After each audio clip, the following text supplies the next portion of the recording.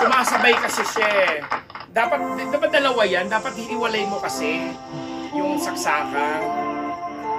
Anyway, si Don Puyo kasi yung ilaw ko, every time na nagpipindot ng sound effects, gumaganon-ganon siya, nagbi-blink-blink. Anyway, nagbi-blink-blink na rin ang pinag-uusapan. Nako, magbi-blink-blink kaya itong naging hamon ni Nino Mulak, ni Onin, sa naglaba sa mga chika hinggil sa umano'y naging reklamo ng kanyang anak ni si Sandro na napabalita nga na di umano nga ay namolest siya or nagawan or ginawaan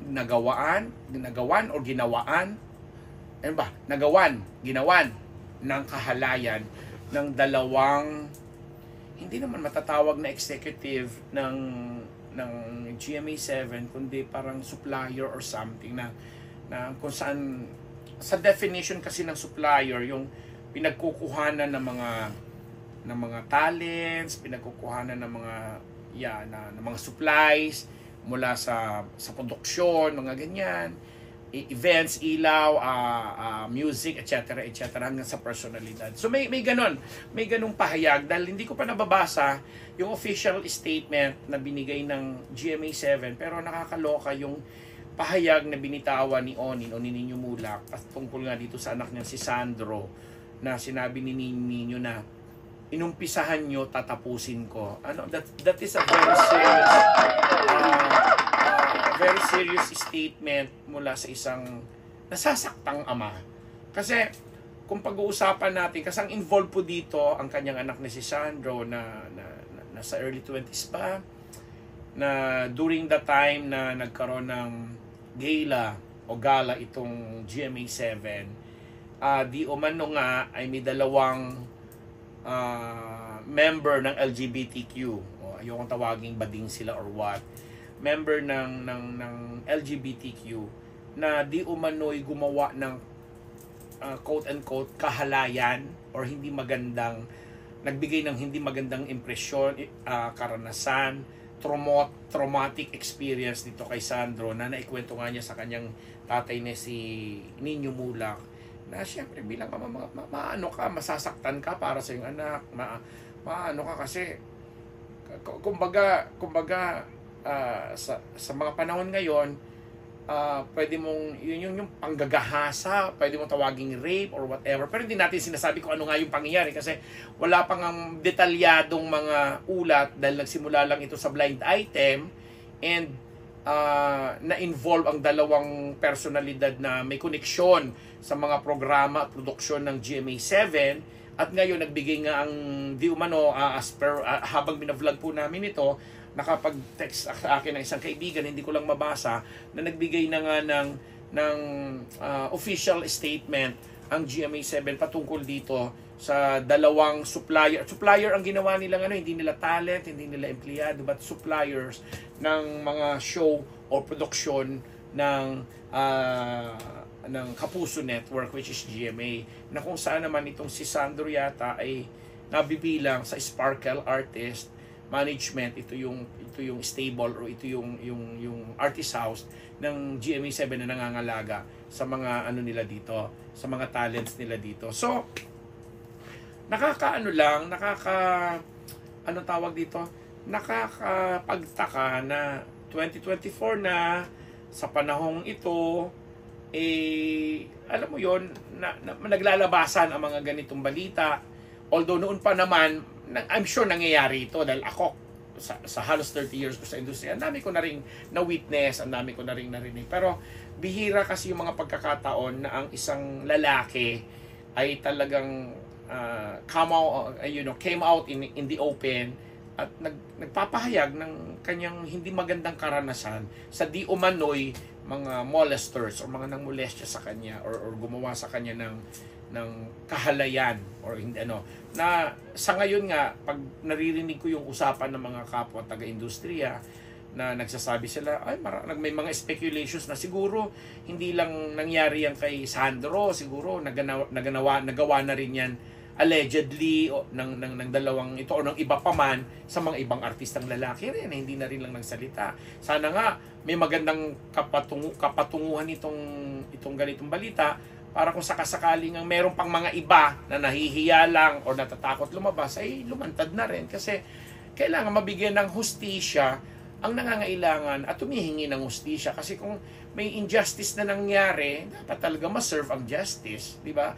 Hindi naman dahil sa panahon ngayon na ang mga ibang miyembro ng LGBTQ ay nagiging entitled na rin kasi di ba may mga pangyayari din man. Magbibigay na ako ng classic example kagaya ng isang taga Cebu na isang manunulat, magaling na writer, English writer, Inglesera at lahat, siguro mayaman din, na pabalita sa social media na pinatayo niyang isang waiter for 2 hours dahil lang sa in-address siyang sir, etc. etc. May mga gano'n na sa tingin ng iba parang lumalabis ang pagdemand o paghingi ng respeto at pagkakapantay-pantay ng mga ibang nasa LGBTQ sa kung ano dapat na standard sa lipunan. May mga ganun eh.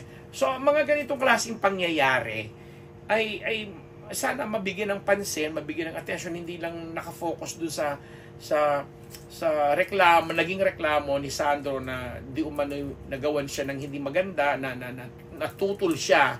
Kasi aminin man natin sa hindi, may mga nangyayaring ganyan. Di ba? Tumutol man sa hindi, may nangyayaring ganyan.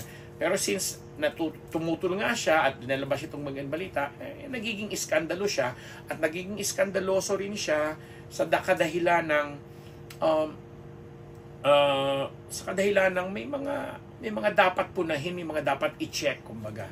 So itong pagsasalita na ito ni Nino Mulak, hindi namin aalisin, hindi natin maialis sa kanya na gano'n kasi nga kung saan pa man kahantungan, I'm sure sa mga panahon ito since naglabas ng statement ng Kapuso, magkakaroon niya ng mga malalimang pag-uusap, investigasyon, at kung mauuwi man ito sa pagkaso, pagpapatawaran or what, sila na lang po yan kasi sila po yung involved. But in general po, tayong bilang na nandiyan dyan sa industriya, nanonood, nakikinig, siguro dagdagan na rin po natin ang ating pangunawa, dagdagan na rin natin ang ating pagkakaroon ng malawak na pag-iisip, at the same time, dagdagan na rin natin yung pagbibigay natin ng talino sa pag-aanalisa ng mga pangyayari. Kasi sabi nga, hindi porke LGBTQ ka, kaya mo nang gawin lahat, entitled ka na sa ganito, etc. etc. Or hindi naman porke normal ka o regular guy ka o regular girl ka, ganito ka na, ganyan-ganyan. So, dapat talaga nababalanse ang mga bagay-bagay. Dahil lahat naman po tayo, ay sabi nga natin, may kanya-kanyang lugar sa mundong ito, may kanya-kanyang respeto na dapat ibigay sa isa't isa, at higit sa lahat yung pagmamahal na positibo, di ba? Hindi yung pagmamahal na nakakasakit, hindi yung pagmamahal na nakakaapak o nananapak ng iba, di ba?